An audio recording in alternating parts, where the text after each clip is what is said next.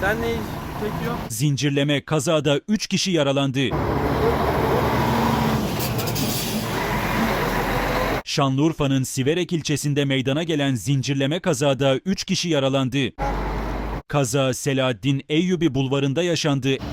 Edinilen bilgilere göre Behti Ertenur yönetimindeki otomobil sanayi kavşağına yaklaştığı sırada kontrolden çıkarak önce bir iş makinesine, ardından da Murat Gelener'in kullandığı araca çarptı. Çarpmanın etkisiyle sürücü Behti Ertenur, Aşina Ertenur ve Miray Gelener yaralandı. Sonra bak sağa geri bak. İhbar üzerine olay yerine sağlık, itfaiye ve polis ekipleri sevk edildi yaralılar. Yapılan ilk müdahalelerin ardından ambulanslarla Siverek Devlet Hastanesi'ne kaldırıldı. Kazayla ilgili inceleme başlatıldı.